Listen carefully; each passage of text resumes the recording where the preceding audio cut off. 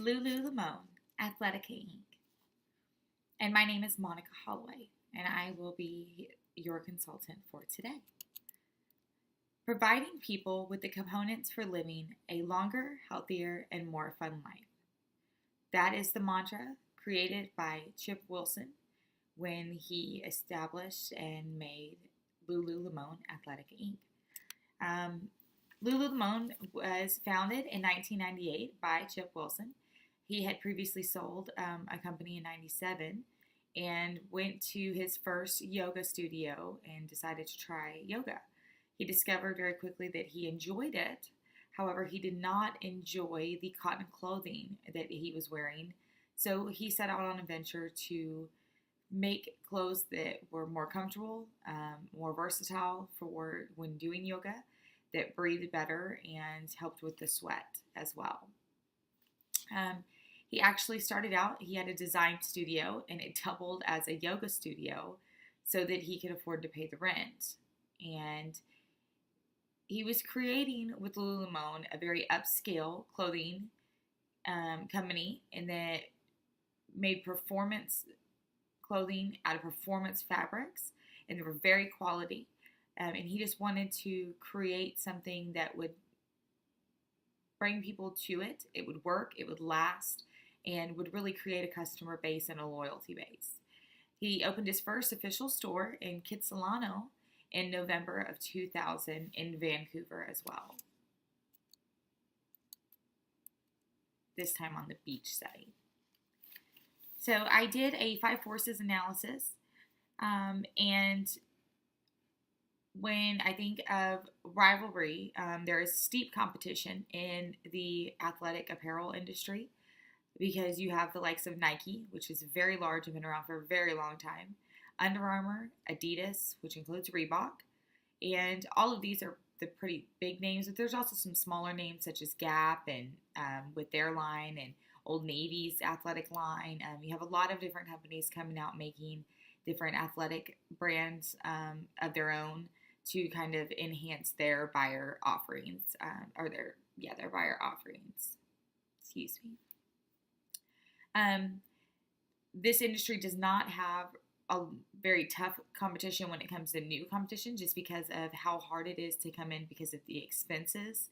It costs a lot because you have to be able to mass produce these products if you're going to compete on any kind of scale with the other competitors out there, than current competitors like Nike and stuff.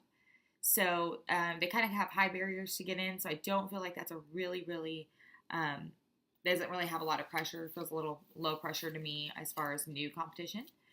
On the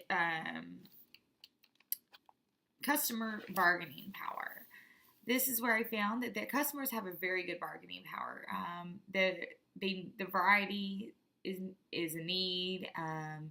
They need a reason. You have to give them a reason to pay for your product versus someone else's, because they can now go online and search very quickly around the internet and find something else that is comparable at a better price. So you, being LuLuLemon, especially at a higher priced style design of athletic apparel with all of the competition, they need to really be able to give the customer something to want, a reason to want to buy their clothing. You also have some high competition in the realm of substitutions, just because there are so many companies coming out with so many different things, and again, people can see that and then just, okay, well, this is easier to substitute and go over to this, as well as fabrics. People are constantly coming up with new fabrics and for you to try, and you don't want to just jump to any one thing, but there is quite a few different options for substituting in the event that you want to change up something away from someone else. And I'm sure that all the other competitors are on top of all the new fabric technology and stuff as well. You also, when it comes to the supplier bargaining, the supplier bargaining is pretty high because they sell to your competitors. And with most companies, like, they don't have, or well, I guess not most. When you look at Nike, Nike can buy large quantities, so they will get discounted prices on the quality fabric, whereas LuLuLemon, who is only making a smaller amount of items, a lesser amount of items. They're going to order less, and therefore they're going to end up paying more per piece than Nike would for the exact same thing, or for this exact same amount of material. They're going to end up paying more per yard or piece, etc. So just, going over the competitive forces summary, again, there is high pressure from current competition like Nike, Adidas, Under Armour, Reebok, etc. And then also the store brands that are growing as far as Gap and Old Navy with Athleta and everything. There is quite a bit of current competition in the market. Although they vary in size, Nike is obviously the one with the sizable advantage within the industry when it comes to the money, most especially, and as long as they've been around, so they have a very good following, a very good rapport with the public. Customer bargaining power is very high, as there are numerous alternative brands for them to purchase. So you really need to make sure that you're setting an example and giving them a reason to purchase your product and not someone else's. And as also, the supplier bargaining power is high because they sell to all the competing companies. So they don't just need your business, as they will take anyone's business in selling their fabrics. And again, offering a lower price on larger orders. So Nike is going to see a bigger benefit and advantage of this because they can mass produce things in a much larger, and order much larger amounts than LuLuLemon. So they will get a discount on their per piece or per yard at that. So next we are going to go over the athletic apparel strategic group map.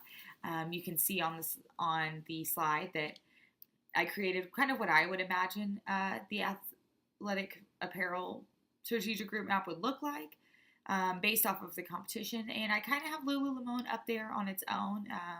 Higher price, narrow product offerings. They do seem to me as if they are serving a niche market. You are not offering to a very broad spectrum. You do not offer to males and females and youth and adults, and you also don't offer to all sizes. So on that, you do have a more narrow product offering base, which is okay.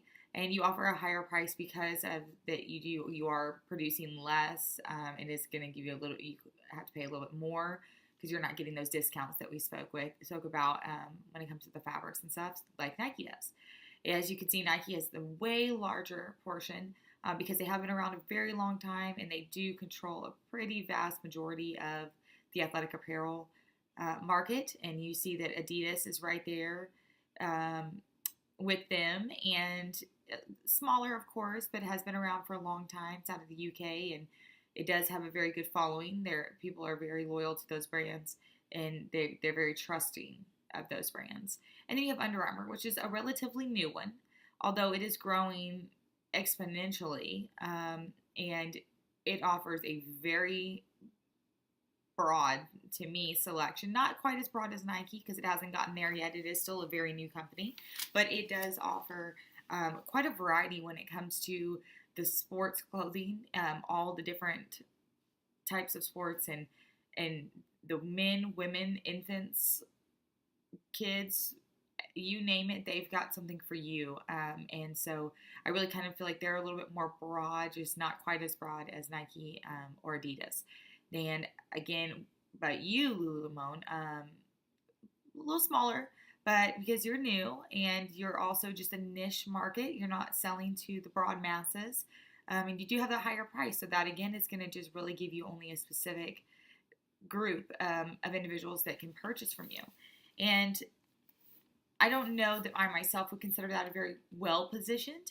I think I would want to be offering to just a little bit bigger, have a little more product offerings to give out, maybe add some sizing in there. Maybe instead of just being like a 2 to a 12, maybe we can go up to maybe a 16, and just kind of spread that out. And then also, as well as adding in the other genders, and possibly adding in some clothing that would fit for other sports as well, and not just keep it all centered on yoga.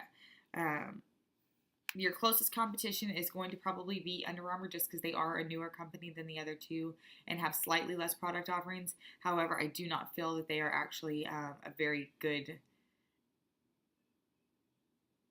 how would I say, competitive driver for you. I would not use them as mine. I mean, maybe a more distinct would be the Athleta brand inside of Old Navy or something like that. Something a little bit more narrow, such as your offerings. However, they're not going to be anywhere near the price of you. So I would say that Under Armour might be your closest competitor amongst the strategic group map. Key success factors that I found in LuLuLemon and performance-based apparel is the functionality of the clothing, the fashionability of the clothing. People wear these clothes and want these clothes because they are very fashionable. They like the innovativeness of it, the way that they breathe, the antimicrobials in it and offering in the clothing. Really makes you feel very comfortable, makes you feel very clean, and working out, especially for women, we sweat and we don't feel the best. We enjoy doing it, but we want to make sure that we are clean and presented ourselves very appropriately the entire time. We never want to feel as though we stink or look bad. We tend to want to keep our appearance up and just keep our hygiene up, and those kind of innovative designs within their clothing really help with that, and it really draws the specific people to it, especially their LuLuLemon followers. So they have very good quality. You have stayed focused on finding materials that will keep your designs up and offer a very good piece of clothing to your customers. As well as you have a pretty within the yoga industry or apparel industry. You have a pretty vast product offering as far as accessories and stuff that they can get to match the tops and the bottoms and the bras and the headbands and the bags. And so they can get everything from the one place that all matches for that specific. So within your niche market, I think that you have a pretty vast product offering to those individuals. And I think these are all key things that you are doing correctly. You're successful, and this is why they like you. I did a quick SWOT analysis. And in that, I found that your strengths at LuLuLemon are your high quality materials, your exclusivity with the fact that you put clothing out, but they have such a short shelf life that before you guys are moving them out, it really makes the clients think, you know what, I better get this before it's gone. And so it really drives them just to go ahead and pick it up and allows you to sell it at that higher price and not have the sale pricing out there. The clothing is fashionable and comfortable, and the women really like that.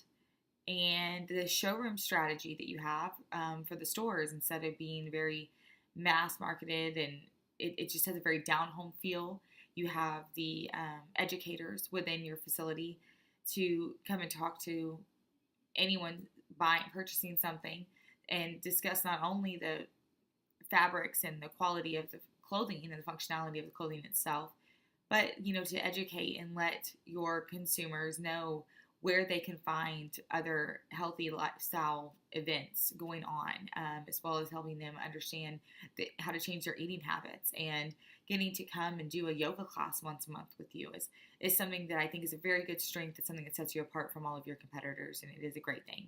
As well as having the accessories that match your clothing, the ones that you do offer. Some weaknesses are the limited sizing offering. I think that you could expand that a little. I'm sure that that's not a really positive thing with some women, that you don't offer a size that may fit them. Did have that faulty product offering back in 2013 with the sheer pants, and maybe the way that was handled to begin with was not a very strong point for you. Your size is small. I find that to be a slight weakness in comparison to Nike and the other companies. Your brand recognition is not very high, but that is because you do the community-based marketing, and that's something we'll touch on later on.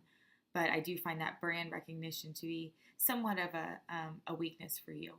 And the niche target audience, because you are just targeting a very small group, a specific group of individuals, this may be a bit of a weakness for you when it comes to wanting to expand and grow further. Some opportunities you have is growing your e-commerce business. I know that is a newer thing that you've added since, I believe 2009. And that's great, and it's getting up and going. You just need to do some new marketing. Like I say on here, some new marketing segments. Men or new market segments would be men and youth, and adding some sports outside of the yoga, basketball, football, those kind of things. Offering for those would really expand your company and your customer base. So I think that is a really good opportunity to grow. New geographic regions, especially within inside the United States, I know that is something that you guys have put on your strategic focus going forward. And I do think that is a big opportunity, is moving into different states within the United States, and possibly, all of their metropolitan areas, and really just trying to expand your company and who knows who you are, and really jumping on that growing fitness craze, because we all know that that is booming very much so.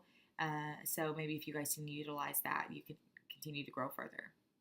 Some threats that I saw are in number one, competition. You got Nike, Adidas, Under Armour. We've already spoke about that.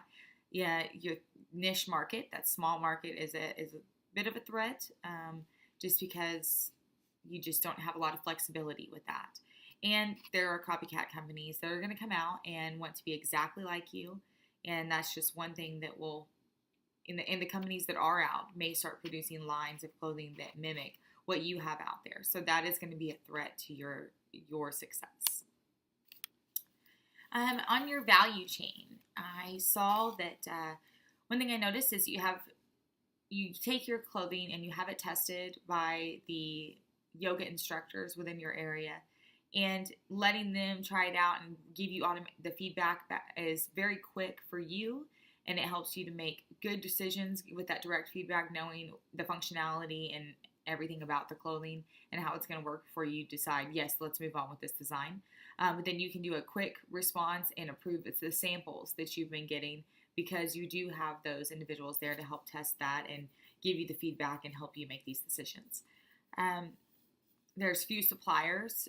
You guys utilize few suppliers. You have a tighter friendship or relationship with these suppliers, and offering you these quality fabrics. Your exclusiveness of your items is a big part of your value chain. The fact that you don't let them stay on the store for very long, before you're moving it around and completely changing up what they're seeing, and just keeping the store very fresh in appearance and apparel offerings, I think that is a really big thing on your value chain. As well as friendly and educated associates, and as you all call educators. I think that is a very big value in your store, that individuals know they can go there and not just pick up clothes. They're not there just to buy clothing. They're there to actively see the ambassadors inside of the store as well, doing the yoga, wearing the clothing, seeing how this works, and getting to try it themselves while they are there. Getting educated on other things in their community, the fact that your store is a community-based hub for them, and not just a marketing ploy and trying to get them in and out as fast as you can. You want them to come and be comfortable and build a community within the walls of your stores, and I think that's a big value. That's very much so a part of your value chain. Some success in your strategy would be that community-based advertising. Obviously, that word of mouth is a great way to build a loyal customer base, because people are coming in because their friends go, and then you have the showroom store set up with that very community feel. You have the community information hub there, really trying to make sure that they know anywhere and everywhere that they can go and work out and just reach for that healthy lifestyle in every aspect, from food prep to the clothing to the actual events, and people within the community, and just having a support system within the walls of your store is definitely a big success strategy with you guys. And your educators. The educators provide a wealth of information to them when it comes to how to lead that healthy lifestyle, how to make that change and move on. So one thing that another thing I found very interesting in your strategy, and I find it to be very successful in your strategy, is that your educators are trained and receive 30 hours of training on site. Number one, in how to on their own to personally lead an active, balanced life and live a very healthy life. And I think that's great because for someone to be an educator on something, I believe that you yourself need to know how to fully practice that. So I think that's great that you guys make sure that they themselves know how to do what they are telling others to do, and that is wonderful. Also, a big success for you is how they are trained in how to explain the technical and innovative aspects of your clothing. They're not just there to sell the clothing; they actually know how it works and can explain to someone why they would want to purchase this clothing, because you do have a higher price, and this is stuff that you want them to be able to ask and know that somebody is there to give them these answers. And number 3, the necessary information to ensure the resources to customers on the fitness community and leading a healthy lifestyle, knowing that they too are very educated on what is going on within the community and where these other resources can be found for the consumer and the customer. So I think those are very, very good things that you are doing, and very much so a successful part of your strategy. I believe that LuLuLemon, you guys have a very focused differentiation strategy because you're marketing to a very niche market. Originally, especially starting out, yoga lovers and nothing else really. It was based around finding clothing that was good for them, functional for yoga, and was quality. And the higher pricing and the quality product puts you into that focused differentiation strategy for me. Uniquely fashionable, limited sizing and small quantity. Again, just pushing you more into that narrow niche market.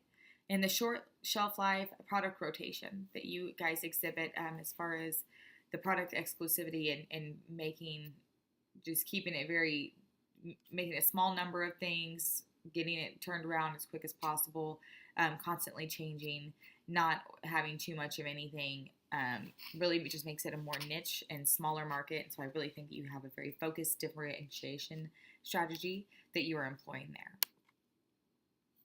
Okay, on Exhibit 1, which you see here, we can see that the revenues consistently grew from 2009 to 2013, and the profits as well. But what we can also see is where between 2012, and 2013, we can see where you can kind of see the effects of where they got into trouble in 2013, as the net profit barely exceeded 2012's prior year. In 2013, you had $279.5 million in net profit, and that only went up from $271.4 million in 2012. So right there you can see that it barely grew when in previous years it was growing by a much larger percentage, looking about 185 to 2, so almost 80,000 from 2011 to 2012, and even larger in the years before. So we're doing a really great job at just expanding at a rapid rate, and then the hiccup came in 2013, and I'm sure that a lot of that net profit was lost because you had product that you couldn't sell, so you lost out on that because you did purchase that, and then as well as having to spend the money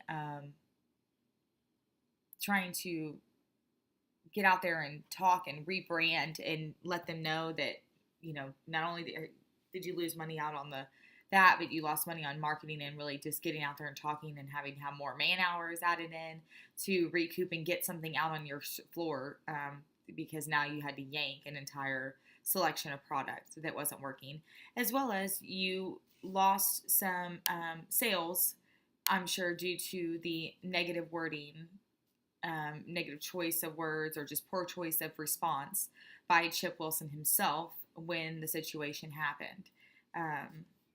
So we won't get into what he said. We all know that. But I don't think that helped anything on that 2013. And we can see that there in the numbers on Exhibit 1. Some key issues of concern to me that need to be addressed by yourself, CEO, and as the CEO and as the managers of LuLuLemon Athletic Inc., to further yourselves and to help you grow going forward. I think Chip doing what he did obviously put a negative stigma on it with his poor choice of words in regards to the size of women that you are selecting and that can wear your clothing. But I do think that him stepping down and out of the board of directors completely and selling 50% of his shares, although he still is very much so a stakeholder in there. But I think that him kind of separating himself from the company was probably the best thing for the company and helping it grow. Outside of that, I think you have a negative image resulting from the faulty sheer pants and the way that that situation was potentially handled at the beginning. I think you also have a negative image because of Chip Wilson and the poor choice of words that he used when discussing the issue at hand.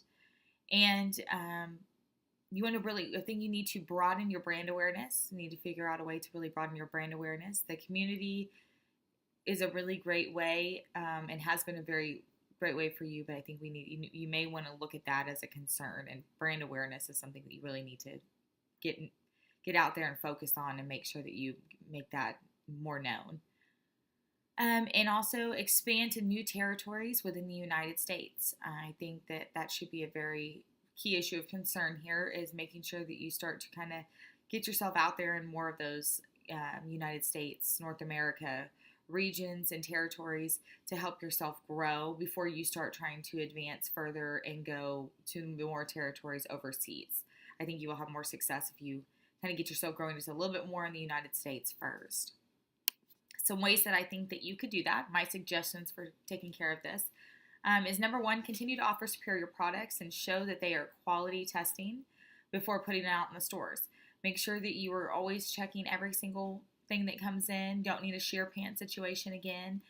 Use your ambassadors, use those, and use your employees, and just get out there and have a means of product testing everyone before they go out on the shelf, so that you know what you have and you do not have a situation like that where you're having to backtrack and cover up from something and try to recoup from something when you could have avoided it in the beginning.